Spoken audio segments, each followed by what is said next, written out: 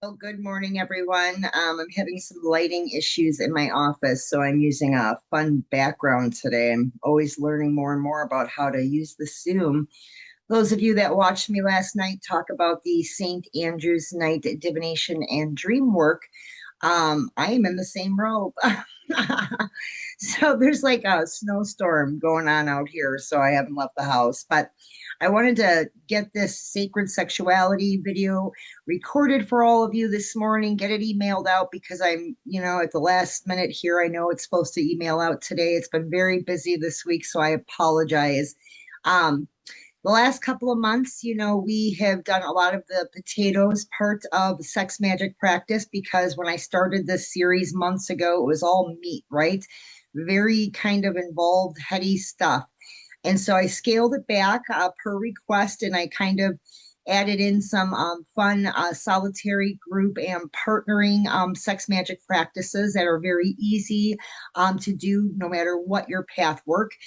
Today, however, we're going back to the meat. It is a shorter presentation because it is a very meaty presentation. We're going to be talking about working with Semper for sex magic and what that means. So let me pull up the PowerPoint and we'll jump right on into it. If I can, there we go, share my screen.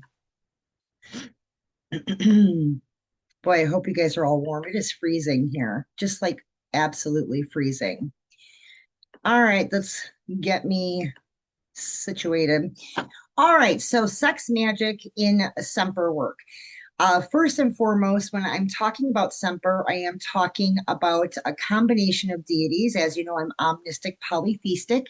And when we talk about deities, especially in the past, I liken them to blobs of energy, right? Source energy that represent, well, they present different ways to us depending on our path. That same ball of energy may present to you as Kali Ma, maybe it presents to you as Saint Michael, maybe it presents to you as the red or the black Terra, maybe it presents to you as Oya or Yamea. So different names, different presentations, but same ball of energy, right? Same source. And so today, when I talk about Semper, I'm going to break down what those source attachments are. When we work with Semper, we are working goetic deital solicitation. We are also working astrological talismanic magic. So it is a bit headier. For those of you who aren't real familiar with goetic work or aren't real familiar with astrological talismanic work, I mean, it's still a very valuable video. I'll try to explain it to the best of my ability. I did start updating our main website. I have added some additional pages kind of explaining these different practice points for those of you who are newer to this or who are just now incorporating different branches of omnism. Goetic, when we're working with the Goetic, it can be a little confusing for a couple of reasons. First of all, the stigma, of course, associated with this type of work can be very difficult to wade through. Um, on the website, I did, if you're going to be working with goetic, astrological, talismanic methods in your practice, or for others, especially if you're a third party caster, I would suggest doing a lot of research, validate your processes. I listed about, I want to say 50-ish, 56 books on the website that I suggest as recommended reading if you're going to incorporate this in your practice, whether it's a solitary practice, a group practice, or again, especially if you're working for others as a third party, I think it's important to research, make sure your processes are lined up to what works best. When we're talking about goetic work, especially the deital solicitation aspect, timing is very important. I liken it to a plane coming in to land at a very busy airport under less than ideal weather conditions. And the reason I say that is when we're working deital solicitation with the goetic, there are very specific times of the day, planetary conditions, weather conditions that you need to be mindful of when calling in. Um, And this is not Solomonic. We're not doing compelling, commanding work here. This is calling in. So it has to be, there's a formula. Okay. I totally encourage chaos magic. I incorporate that too. But with this type of work, there is a formula that we need to use if we want it to work and if we don't want to piss deity off. So I'm going to kind of go through that today just with Semper. I'm going to try to keep it all focused on Semper so it's not overly confusing. So let's just jump right in. Sometimes I'm long winded. All right. I gotta take a sip of coffee. I can't believe the snow, you guys. All right. So Semper is the second Duke under the King of the East. Okay. Semper goes by many names, and some of those names that you might be familiar with from the Goetic is Sapar, Vapar, and Vafar. Okay. This deity comes in the form of a maiden or a mermaid. She is the guide of the waters, and typically she is associated with warships. Not always, but she does have a strong association with warships. Um, she usually is talked about, in terms of manifesting storms, rough seas, creating chaos, conflict. Um, if you look at her from the shadow deital perspective, the shadow magic aspect, oftentimes there's that association of her killing men within 3 days by inflicting them with petrifying wounds filled with maggots. Basically, that's metaphor that she, is a punisher. It's a punishing, painful, not always physical death. It could be a spiritual death. Maggots can represent infestation, spiritual immunity, infestation. So you have to sometimes not take these terms literal. You have to look at the metaphoric reference. You'll find that a lot in the old grimoires, lots of metaphors. And so you need to, as you study and learn and grow, you'll start learning how to decipher those. But okay, so with her appearance as a mermaid and her command over the seas and her generally destructive nature, her operations are connected to the dark, sort of feminine aspects, connected to the elements of water. Um, the mermaid, of course, is a symbol of a lover lost. And this really, the embodiment, the energetic embodiment of this deity goes all the way back to atargatis. Atargatis, there was a cult, atargatis, okay? And that was a North Syrian mother goddess who unintentionally killed her lover, who was immortal, during sex. There's a lot of stories like that from back in the day. If you study the grimoires, lots of deities and mortals, hooking up, and it never really worked out well for the mortal. So just kind of an FYI there. So that's where the mythological roots are for Semper. When we talk about Semper, it really goes all the way back to Atargatis. Very interesting stories there, by the way. Very interesting mythology. Anyways, after she accidentally killed her lover, she cast herself into the ocean in her grief and became the goddess of the sea as a result of that. I like to do my history before I jump into stuff. I want you guys to have, a clear understanding of the background of this deity. So now, in these respects, Atargatis can be seen as a composite of several embodiments of feminine deity, right? So again, think of that big ball of energy, and it branches out into the world, and it has different names, and it looks different, and it may have even kind of variable background stories, similar but variable. Think of that as the same, it's all the same deity, right? It's just presented differently over the years, historically, mythologically. So I know that's hard sometimes to wrap our heads around, but that is the omnistic polytheistic approach to this work. Now, Atargatis is really a composite of several female deities. There's Asherah, who's right here. Asherah's right here, this beautiful relief. Then Asherah, in the form of her sea goddess self, is called Atarat. Right here to the right is a image of the Atarat. And then you have combined with Anat. Let me just move my box here. Oh, I lost my mouse, you guys. Why does this happen? Okay, here we go. Anat, of course, is right here. Most people are familiar with this feminine deity. and Astarte, who is right here in the right-hand corner. Now, all of these goddesses are goddesses of basically war and fertility. Different names, different periods of time throughout history, same embodiment of Semper. It's all a reflection of Semper. Okay. I know, again, it's hard to wrap our heads around this sometimes. Um, so the ancient cult of atargatis was widespread, originating in Hierapolis, which is right here to the far left. This is still an ancient city that can be visited today. The ruins are still there. They still actually do archaeological excavations there, if you can believe it. Anyway, she was worshipped alongside Hadad, who was her mortal lover. Okay. And they ended up finding just a huge following during the Hellenistic period. They had a huge following. Then her cult moved westward to Delos. Delos is right here on the bottom. Delos, again, is another site with a lot of beautifully preserved ruins that you can visit today. They still do archaeological excavations to this day. Again, beautiful places you can still visit.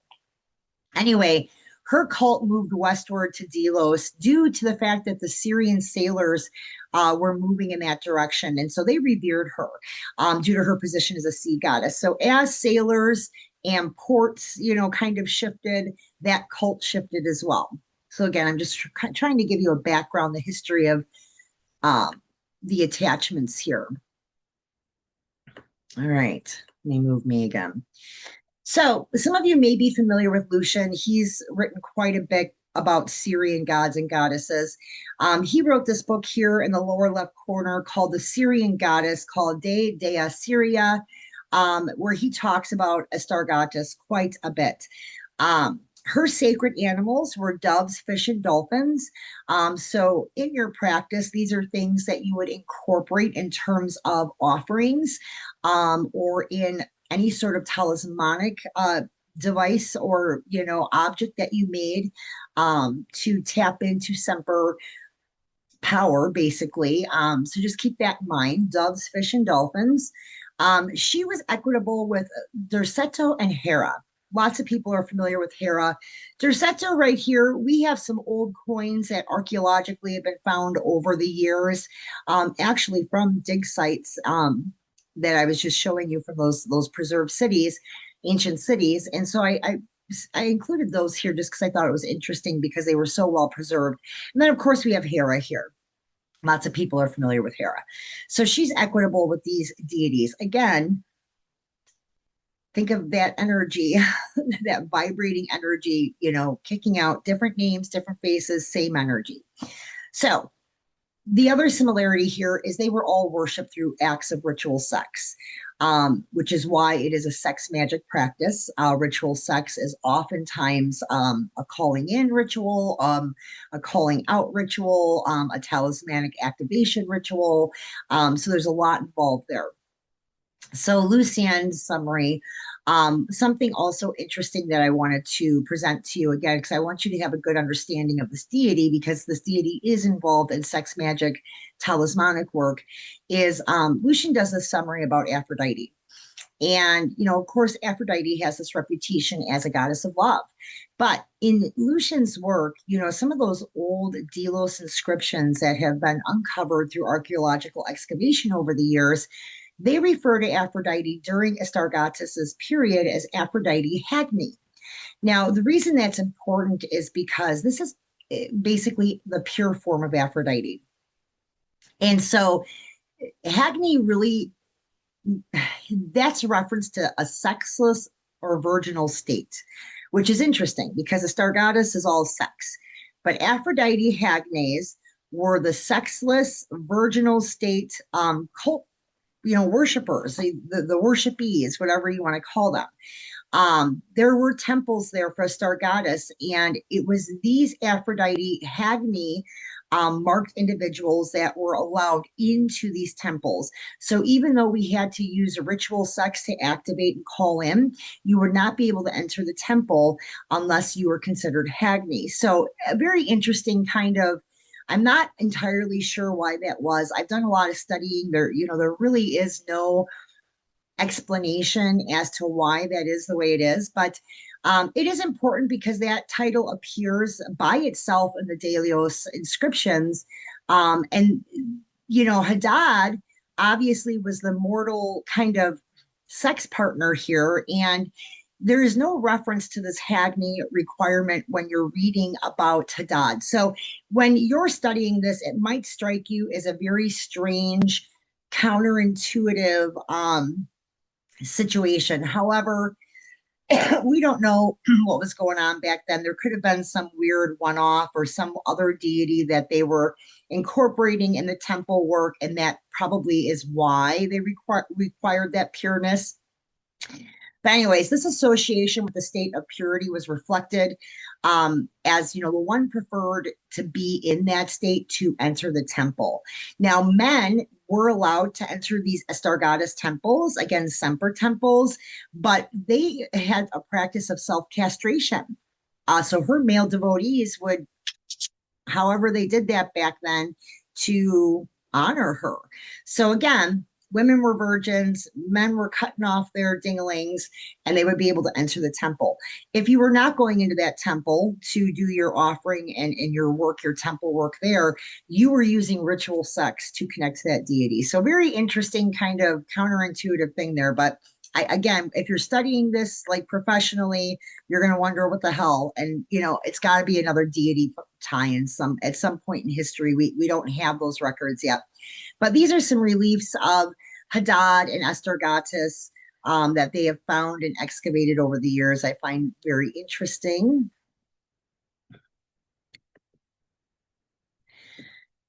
All right, so I'm going to break down some of the history and the tie-ins here a little bit more for you. So now the later part of her name, the last part of her name, Gatis, has its origins with the ancient Greek Ketos, which was a male serpent god. Okay, and I'll show you a picture of that later. I couldn't fit it on this page. So it's kind of like a whale sea monster creature. Okay, so this also correlates. Many of you have an astrological background to Cetus. Now, those of you that do star magic, constellation magic, you're probably very familiar with Cetus. Here's Cetus right here. Well, I have several pictures of Cetus here. Very important constellation to know about in terms of making any kind of astrological talisman, especially these Hellenistic deities. Anyway, now that constellation overlaps an area. Now we're going to start talking star mapping because you need to be familiar with star mapping if you're doing talismanic sex magic talisman work. All right, so Cetus, his constellation overlaps the area between the Great Sea of the southern constellations and the dry land of the eastern constellations, where the Ram of Aries and the Bull of Taurus lie close to the banks of the great river Eridanus. You'll hear Eridanus mentioned quite often in talismanic work. Now, as this shore, it overlaps Pisces and Aries to the north of the ecliptic, you find Andromeda there too, and I couldn't fit her on here. And of course, remember, Andromeda is kind of bound in chains by Poison, where she's awaiting devourment by the great whale. Again, this is kind of star magic, constellation magic, which does play a part in Semper work, which does play a part in creating Semper talismans for sex magic. Now, on the distant western shore of the same ocean, close to the constellation of Lyra, that's the great harp. I did include some Lyra pictures here. I'll move me out of the way so you can see those. You find the mournful sirens perching on the rocks, waiting to destroy the ships of those who sail within earshot of their song. Again, I didn't fit a picture of the sirens on here, but what they're basically saying here, on one part of the sky mapping, you have the true kind of dark siren, like they're going to eat you, serpentile type mermaids, right? They're not deities. They're kind of like, I don't know, what do we want to call them? Just like dark immortal creatures, not deital. And then you have the Semper part of the sky, right? And Semper can be dark. It can be an entity, a deity that creates dark things, I guess, depending on what you consider dark, but also good things too. And this is a true deity. So there is a differentiating star map cutoff point. Siren, Semper, dark immortal kind of hodgepodgery energy and divine deital based intervention. So, um, the appearance of these principles of feminine divinity at the eastern and western shores of the cosmic ocean echoes the same delineation of Ashtaroth. So again, another female deity we're bringing into Semper.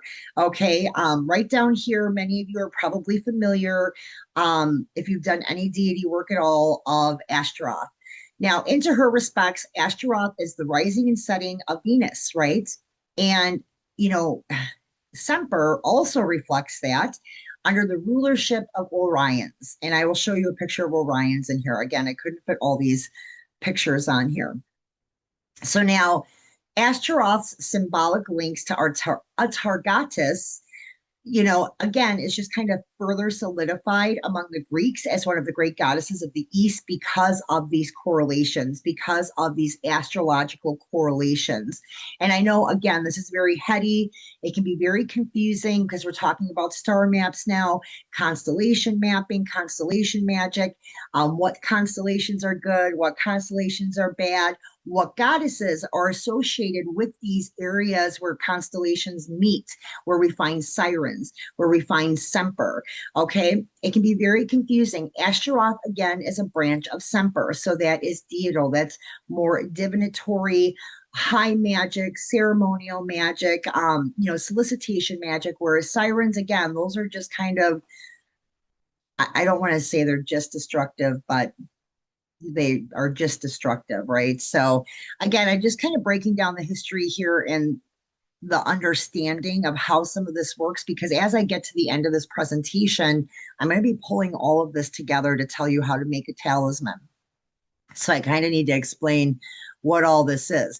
And again, I always encourage doing your own research. Jump online, do some research, buy some books, read some books. I'm a bibliophile. There are so many rich sacred texts with information on things like this that you can, use for your own service and for the creation of your own items. But all right, so although the name Semper has a direct Latin origin denoting that which is eternal, that's what it means. Semper means that which is eternal.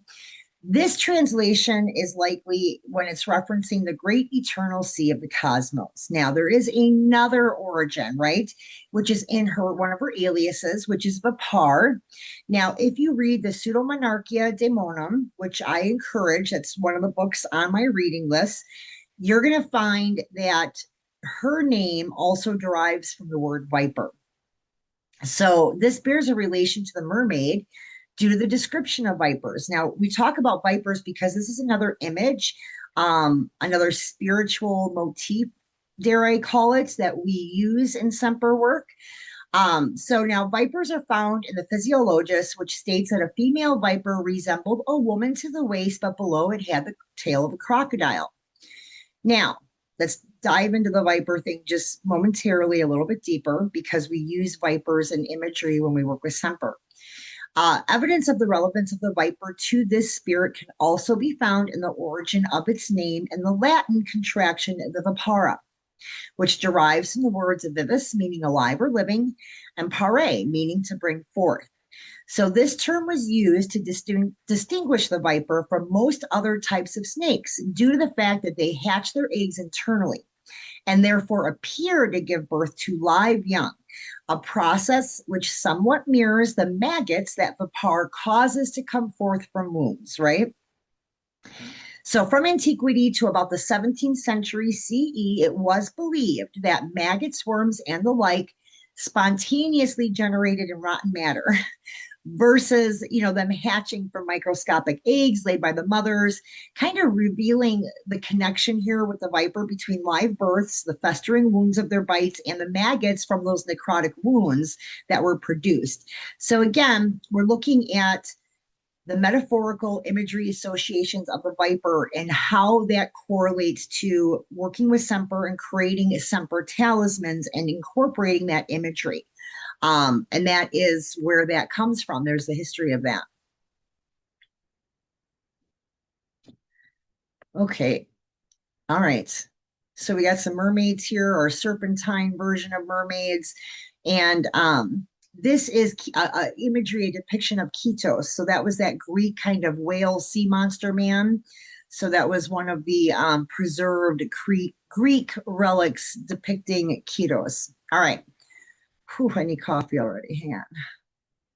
I hope you guys are all hanging with me. I know this is heady information, but I feel like if I don't give you all of the historical perspective, it's going to be very difficult to understand how to work with a deity like this, what you're supposed to be implementing, under what conditions. So I kind of have to break it out and explain all these kind of ins and outs that may not sound like they correlate, but they do, right? We got to go through each leg here, and then at the end, I can tie it all up. All right. So the viper is a prominent symbol across the grimoires, with many spirits holding them, taking their shape, or being mounted on them, right?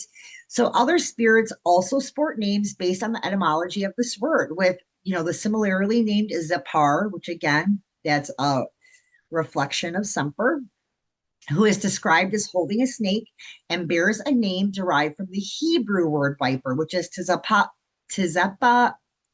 No, I was practicing earlier. I have Hebrew books, but tizapa, I don't know, but I put it in parentheses. I can't remember how the pronunciation is now. So there's the Book of Offices. You see the deity Agya, which is also depicted as holding a snake or having the form of an ugly viper while bearing a name derived from the Greek word for viper, which is Ochia. And the reason I'm giving you the Greek and Hebrew and Latin names is because if you are going to be calling in Semper, if you're going to be incorporating that star constellation astrological aspect, you do need to use a formula. And in that formula, you are oftentimes going to have to use either the Hebrew, Latin, or Greek pronunciation. So just FYI on that. Now, with their differing origins, these three viper spirits together provide a really good example of how Latin, Hebrew, and Greek languages are kind of utilized to express similar things at the same time with a single name. And so, again, ball of energy, source energy, lots of different names and titles and faces, but it's all the same thing. All right. It's just all an approach, how you're going to approach that ball of energy. Maybe you're going to call it Ochia. Maybe you're going to call it Agya. I mean, it's up to you in your personal practice, but it is Semper, right? Semper. All right. With Semper representing a sea creature of malefic character, there's a lot of parallels between her and the Katea, which is this gentleman, whale creature guy up here. So the Katea are Greek legend. These were monsters. Cetus, actually, when we were talking about Cetus a couple frames back in the constellation Cetus, that's basically a huge kind of sea and land monster. So Cetus is famed for that. But a lot of times there was depictions of these serpentine creatures, right? And they have rows of sharp teeth.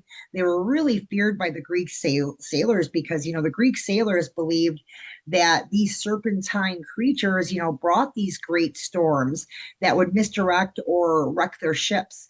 And so with that being so oftentimes you would see those ships, if you look at old images of archaeological finds, their ships bore images of these creatures as their figureheads in order to appease their wrath. It's kind of like an offering and a solicitation for safe passage. So the value of these figurines also resembles the guiding role mermaids, were believed to assume to bring good fortune also to ships at sea. Now, this is a quality present in Semper as well. Now, Semper's description can sound scary, but there is a focus on her ability to assist rather than hinder ships in their voyages. Again, metaphor. She is a female water deity, and I'm a ship, you're a ship. Okay. So, again, metaphor. Obviously, times have changed. If I was on a cruise ship, I think my Semper energy would be very, very high, but it's high right here sitting in my apartment too. But just keep that in mind, metaphor. People get lost in some of the old Hellenistic versions of the stories. Any of these stories can be kind of updated to situations today, but we're basing it off of history here. So we're trying to stay as authentic as possible by using the authentic historical representations. Anyways, where am I? Oh yeah. So it is ships of war in particular that she aids. That's pretty consistent throughout all the historical documents. There is that warlike nature to her reflection as the deity Anat. Of course, Anat is a warlike goddess, a war goddess. And so a Targatis, again, kind of like here's Semper, and the very first construct is a Stargatus, and then you have all these offshoots, and Anat is one of them. And you know, a Targatus actually started kind of maritime evolution, and these other female water war fertility deities that are reflections of Semper through a star goddess kind of close up the loopholes. So I hope that makes sense. Again, this is a lot, but I want to give you a brief kind of tree here because maybe you want to work with a knot. Well, a knot is Semper, it's a reflection of center, but maybe you connect better with the reflection of a knot versus the reflection or the direct reflection of Semper. Maybe that's too powerful and frightening for you. So maybe it's easier for you to connect to the reflection of Semper through a knot to work through Semper. Does that make sense? I hope so. I know, again, this gets heady. And for the last couple of months, I've been keeping it really light. And now we're getting right back into that heavy stuff. All right. Excuse me. Boy, if this snow doesn't start, I can't even believe it. I'm looking out the window while I'm doing this. It's ridiculous. Okay. Because of the connections with monsters of the sea, Semper could be connected to the constellation of Cetus, and she is. Cetus partially overlaps Aries. And again, I have some more maps down here. Here's Cetus. We're going to get into Menkar. That's, the nose of Cetus here. But again, we have some constellation maps. You can find these online too. If you're, wanting to make sure that you have your constellations and your star mapping correct, to do your formulas for when you create these or call in or create your talismans, they have some great resources online. Anyways, Cetus does partially overlap Aries. The first of the Eastern signs to talk about, in this constellation is the fixed star Menkar. So here's Menkar, right at Cetus's nose, I think it is. Currently positioned at 14 degrees, 36 minutes Taurus in the sidereal. Sidereal, I always pronounce that word wrong, zodiac. So that's the other thing. If you're doing your charting, you're going to want to use the sidereal system. Don't use Placidius. If you're using a program like SolarFire, you can pull up a sidereal chart. Okay, so there are differentiations here. There's decans you need to be aware of, and we'll get into that. But your Placidius chart isn't going to show you those things. Anyway, so this lies at Cetus's mouth, not the nose, the mouth. Forgive me. So this Menkar is very Saturnian. Okay. And there are lots of famous astrologers that talk about its qualities being that of bringing disease, disgrace, ruin, injury from beasts, sickness, loss of fortune. So I want you to think about that for a minute.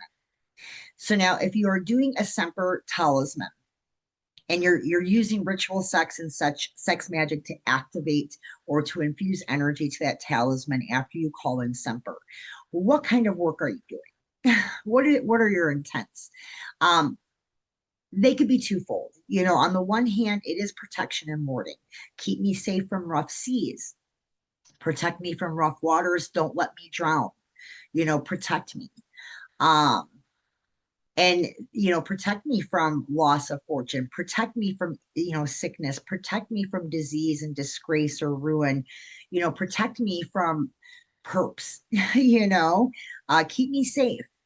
The other part of that coin, of course, is cross conditioning, right? Like, this person hurt me, he's a beast, he caused me maybe emotional sickness, he stole my fortune or stole something from me.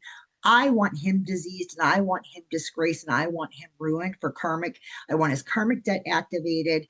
I want to see him pay this debt he owes karmically. So there's the flip coin. So I would say protection warding, cross conditioning setting of activation of karmic debt points that people may owe you. All right, moving on. So sidereally, when we're looking at the sidereal zodiac or astrology system, this star, Menkar, also finds itself paralleled with the first lunar mansion. Again, you're not going to find the lunar mansions in your Placidius. You're going to have to, shift your methodology here in astrology, how you're looking at charts. But the first lunar mansion is called Al Sharatain. I hope I'm pronouncing that right. Amy, some of these pronunciations are weird. And again, this kind of backs that up because this particular lunar mansion is good for discord. It's also good for journeys, which we're all on a journey, right? But it is used for making talismans that bring destruction. So if you're working with Semper to activate somebody's karmic debt that did you wrong, definitely first lunar mansion, Al Sharatain, Menkar, you're going to be using that formula. You're going to be looking at the star mapping, constellation magic, tapping into Cetus, tapping into the Menkar placement at the time of creation of the talisman, using a chart with that first lunar mansion highlighted. I mean, there's a lot of things here. I know I'm throwing a lot at you. You got to do X, Y, Z, and A, B, and C. But if you want something to work, if you want something to be powerful, if you want to really manifest, you got to follow these formulas, okay? I mean, a lot of people come to me, they're like, well, I'm doing this and I'm doing that and nothing's working. Well, you got to do the hard stuff sometimes. You have to do the math and you have to circle dates on the calendar and you have to prepare and you've got to sacrifice maybe some time and money to have supplies to do this if you want it to work. Just sometimes, looking up at the sky and saying, help me works, but not always. Sometimes you have to put in the effort, you guys. And this is effort, but there's payment here. Okay. So I mean, there's a lot of payment here. So on here, I just put some, I mean, you can Google this, what are the 28 lunar mansions? Oh, I can't move that. I forgot it's on the page. What does that look like? And so you can kind of research this online. There's some really great books out there that are very easy to understand. Again, visit my Goetic practice page on my main website. And on that page, I have a recommended reading list. And there are several books on there that talk about using this form of astrology for talismanic work. So check that out. It's on our main site. Okay. All right. We're getting near the end here. So it's going to be getting a little bit more intense in terms of breaking down numbers and locations and star maps. All right. So tropically, this mansion lies between 0 and 12 degrees 51 minutes Aries, which being a sign governed by Mars may account for Semper's tendency to aid ships of war, again, war goddess, to make their passage across the seas. Mars is war, okay?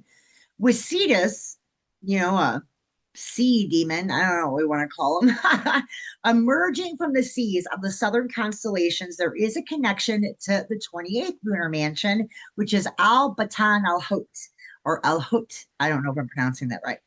Now, that is an evident connection as well. So let's jump into how we would use this. This manzel, situated between 17 degrees 8 minutes Pisces and 0 degrees Aries, is positioned in the third decan of Pisces and helps travelers through danger. Again, you have to understand what these charts mean. If you understand this by learning about this system, you'll understand what that means. And I'm not saying this is easy. I know it's hard, you guys, but you guys are usually plugged into me, listening to me because you're trying to learn how to do the hard stuff. And I want to give you tools for your toolbox. So we have some charts here. It may look super complicated at first, but it really isn't. Once you become familiar of what the mansions are, we're used to house systems, right? When you break it down, you're looking at lunar mansions. When you're looking at the manzels, I mean, you have the decans here. They're broken out for you. You have the charts. It's going to take you a little bit of practice, but once you get it, you'll have it. Okay. You just got to invest the time and effort in learning. And you can use computer programs. I use Solar Fire, but sometimes it's good to learn this in your head before you start plugging in shit into a computer program that may or may not be doing the math properly. Okay. That's my biggest fear, is that these free astrological websites out there, the math isn't always mathing. Okay, I've checked them out and I've thought, what the hell? And they're just shooting out charts to people and people are just believing them. It's like people using Chat GPT. I don't use Chat GPT. I'm not familiar with it. But anybody using AI for astrological data, I think that's insane because there have been people that came to me and said, well, Chat GPT told me blah, blah, blah, blah, blah. And I'm like, well, that's ridiculous. Based on your location of birth, your time of birth, your date of birth, that is not even remotely accurate for you, you know? Anyway, let me go back here. I'm sorry. All right. So helping travelers through danger. And again, look at the metaphoric implication of that. You know, this back in the day, you know, Syrian Greek sailors, you know, traveling on their warships, they needed to be protected from the sirens, right? Or from storms or catastrophe of some sort. Today, you know, we're traveling through life and there's danger from the moment we open our eyes and close them, right? There's danger and new types of dangers they couldn't even thought of back then, right? So this again is protection and warding, right? It's support. It's that invisible hand of deital support to ensure that, you know, we are shielded from the worst that could happen to us, right? All right, so Mars, again, with Mars ruling the main decan that overlaps this mantle, as well as the first decan of Aries, the nature of Cetus as a sea creature, again, has, you know, this really amplifies that Martian energy.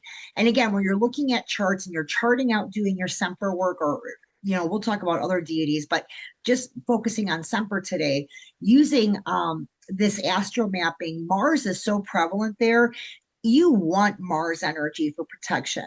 I know that's not a popular opinion, but you know, like on weight loss journeys or health journeys, protection and warding, you know, travel. Mars is a beautiful planet to pull in that Martian energy because it is very intense, but very, you know, very powerful in terms of protecting you and getting you to where you need to be, motivating you also. So this is again, I'm breaking down some math for you that you can use here for your formulas for your Semper work. All right, here's the sirens. Those damn sirens. And here's Lyra again, that harp constellation. That's going to be important. We have the Andromeda constellation. We have Venus here. We're going to talk about Venus in a minute. And then we have Orion. I was talking, I think, several frames ago about, you know, this particular deity here is a kind of reflection of that deity. So, all right. So, as well as being of a Martian nature, planet Mars, Semper's ducal rank, which is also shared by that related spirit Zipar, which is again big ball of energy, different offshoots with different names, different faces, but the same source. The Venusian nature of goddesses that have been represented through Semper, atargatis, a knot. Okay, this really makes work with Semper effective when either Mars or Venus is transiting Aries. Okay, because we're bringing in Venusian energy now, particularly its first decan. Again, your astro mapping charting for doing this work, for calling this deity in. You know, I'm going to take a step back here for a minute because in the beginning of this presentation, I talked about how I likened calling in a deity to a plane trying to land at a busy airport under really shitty weather conditions. Let me explain that for a minute. If you go through and you study goetic work, it's very interesting because there's a physicality to calling them in. You have to call them in facing the right direction at a very specific time of day, like say from dawn to noon. It only can be on the days of say Mars or Venus, right? So, you know, you got only 2 or 3 days of the week that you can call them in during that period of time. And it has to be under the proper star mapping, astrological conditions in terms of, you know, when we're talking about Menkar, where's Andromeda, where's Lyra. In addition to that, what I've always found interesting, there's all these different things you have to consider and you kind of have to plot out and chart out the weather. You know, when I read some of the old grimoires, I almost like envision these deities getting called in with like special breathing apparatuses on because I don't know, is there a physicality where they can't breathe or atmosphere or something? Because the weather conditions, wind conditions, rain, snow, storms, those have to be considered too. Because if the weather conditions aren't ideal, usually it fails calling them in. And so it's an interesting thing to think about. Like there almost seems to be a physicality to these specific deital spirits, these goetic spirits, that when we do our calling and work or activation work with their talismans, there's all these conditions that have to be met. Like there is that physical approach, like they have to be able to breathe the atmosphere. The wind has to be the right direction so they can breathe, so that they can come through whatever channel or vortex of energy they need to come through without, resistance, like an airplane, wind resistance. When you start thinking about it, it gets kind of wild and it gets exciting. But anyway, I just wanted to expand on that. That's why this is so particular. It is so particular. And again, I think there's a physicality involved. In For them to be able to reach you and for you to be able to reach them, there needs to be a window, and that window isn't accessible due to atmosphere conditions or whatever. That's why we have only these small windows to do that. Anyway, I'm sorry, I went on a rant. All right. So Venus's detriment in this sign also accounts for the elements of lost love found in the mythos of the mermaid Atargatis. So this is another area when we're talking about love. Sex magic oftentimes is used for love, to solidify a bond, to generate or create a bridge that doesn't exist. It's also used for repair, restoration, and reconciliation work, right? Sex magic is great for that. And here's the thing. If you are going to use this particular deity, Semper, for repair, restoration, reconciliation work with a lost lover, you really are going to be focusing on the atargatis, however you want to pronounce it, lens of Semper, that mermaid lens, and Hadad, for her mortal counterpart she accidentally killed. You're really going to be focusing on them in your Semper work, because that is where that energy channels through. You're not going to channel that through a knot or Ashtaroth. Okay, these are war and fertility goddesses. You're going to be channeling that through atargatis, through Semper. So if you're Semper, again, we have the tree. And as we're channeling intense, we need to kind of channel it the proper way. And if you are working this particular spell, this talisman, I would use atargatis, to channel the Semper. All right, moving forward with the formula. The transit of the moon may also be very important here. Okay, so if it transits the first 20th or 28th lunar mansion, because Cetus has a connection there, and Atargatis connects with Cetus. I'm going to start biting my tongue. I always do this when we're getting close to the end of a presentation. That moon transit can activate additional energy. So if you can chart it where the moon, is transiting the first 20th or 28th lunar mansion, you are going to activate more energy through that constellation magic, that star magic with Cetus.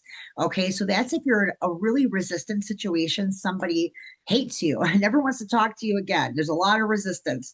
Definitely, I would look for that transit of the moon in the chart in those lunar mansions and incorporate that in your formula. All right. Excuse me. Why do I always start losing my voice?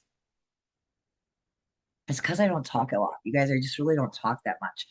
All right. So it also could be auspicious to work with the power, again, Semper, another reflection of Semper, when the moon is on the ascendant or midheaven in conjunct with the fixed star Menkar. Okay. Especially at 14 degrees, 36 minutes Taurus. Okay. Coming under the rulership of the King of the East. So again, here's your King of the East. You're going to have that additional kind of punch, right? You're going to have a little bit of masculinity in there. You're going to have more power. Again, like with that transit of the moon, you're activating more with Cetus. With this particular ascendant or midheaven conjunct with the moon, you're going to be activating Menkar, which is going to activate that King of the East kind of involvement in your work. So again, we're looking at activation points. So when you're charting this out, again, I'm just giving you formulas that you can incorporate for additional help, additional supports. For example, why would I might want to look, if the moon is on the ascendant or midheaven in conjunct with Menkar, maybe I'm in a relationship with a woman, a female, biological female, who has a very strong masculine disposition. And I feel like I need that king of the east to come in with a little bit of masculinity to help sway that energy. Atargatis is very feminine. Maybe it would work a little bit better if Atargatis had the sway of the king of the east as well, because of that need for more masculine push, right? Anyway, moving on. All right, so whew, all of the above factors should be undertaken in the hours between dawn and noon, especially when Aries is marking the ascendant during the days and hours of Mars or Venus. Again, doing Semper work. There are windows, okay? Um, so in the morning between dawn and noon, Aries really should be marking the ascendant during the days and hours of Mars or Venus, okay? So it's a lot, you guys. There may only be a handful of days where you can actually chart this out in a calendar year. Maybe you want to make a Semper talisman and you sit down to start charting that out now, and you're going to have to wait 7 months to the next window. That's pretty common. But again, this is hard work. It is harder work than just, meditating or whatever, but it's worth it because it's powerful. It's very powerful work. Okay. It's worth the commitment to the time and usually you need this time to plan because you need to gather supplies for and usually you might only have a window of maybe 15 minutes to a couple hours. You need to have everything ready to go, right? You can't be like wishy-washy, like, what do I do next? You need to be ready to go because you may not have a lot of time to create that talisman in that window of operation. Anyways, moving on. Again, this is headier stuff today. Is we're back to meet you guys in sex magic. Um, but I'm here for it, right? I hope you guys are here for it too. Okay, some fun imagery before I get into what talismans look like. We have some additional constellations. If you guys aren't familiar with constellations or star magic, I do again goetic practice on my main website. Click on that page. There is a reading list there. Several of the books on that recommended reading lists are very easy, very digestible. Star mapping, constellation work, star magic, so that you have a base understanding of how to incorporate that and how to use it in your charting, right? So here we have that like traditional sea monster. This is another reflection of Hera that I really enjoy, because Hera again is attached to atargatis, who is Semper, right? These are all Semper manifestations, and we have atargatis right up here. Also, I'm covering her.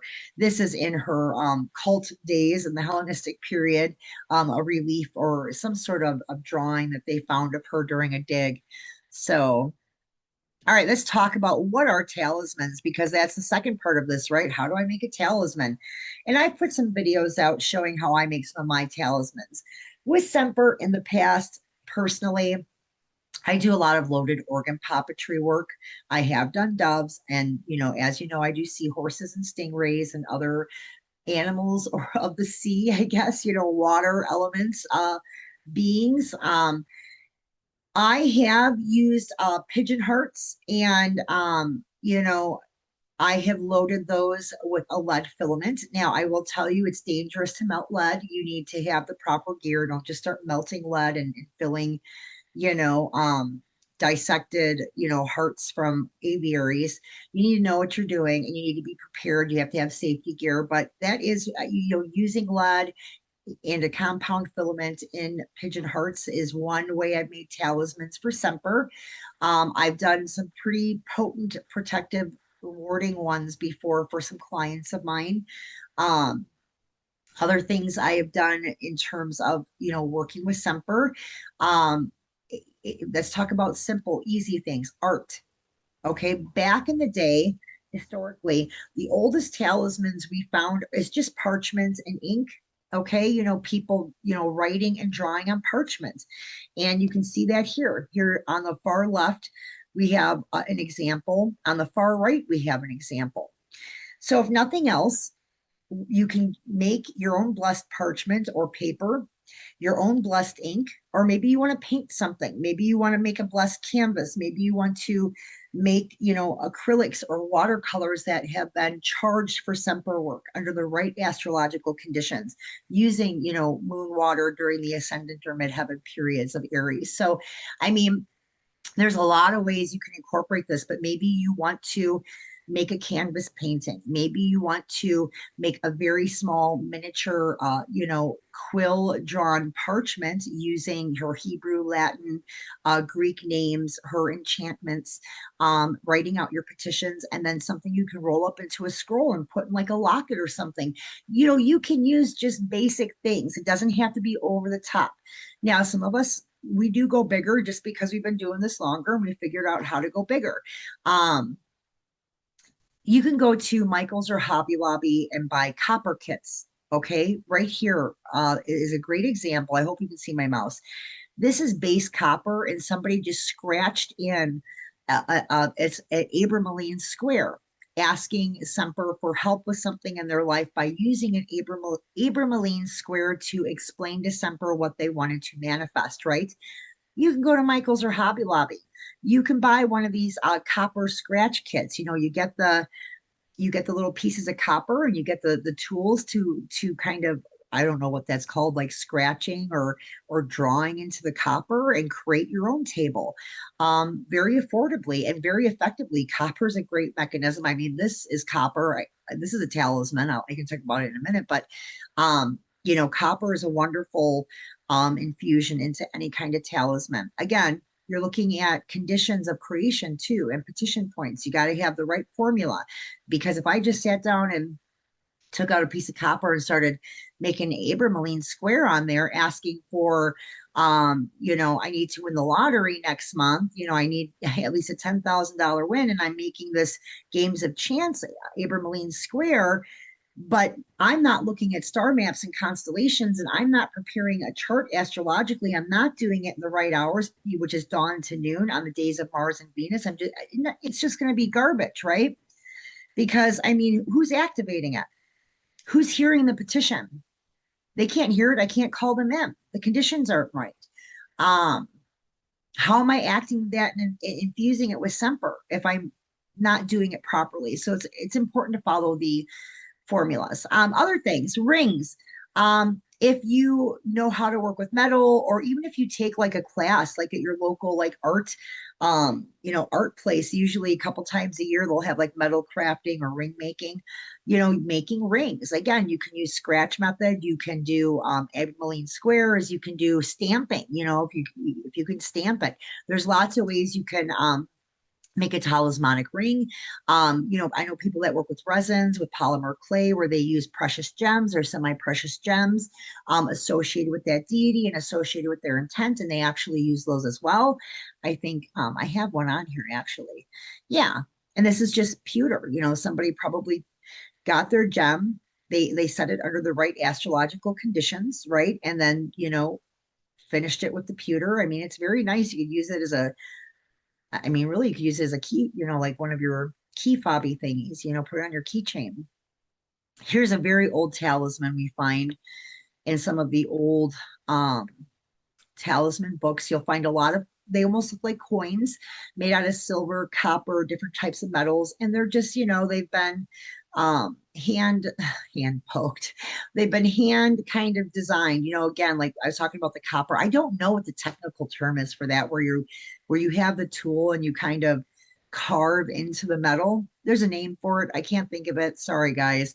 But yeah, those are all handmade. The metal's heated up or it's stamped. There's lots of different ways you can work with that.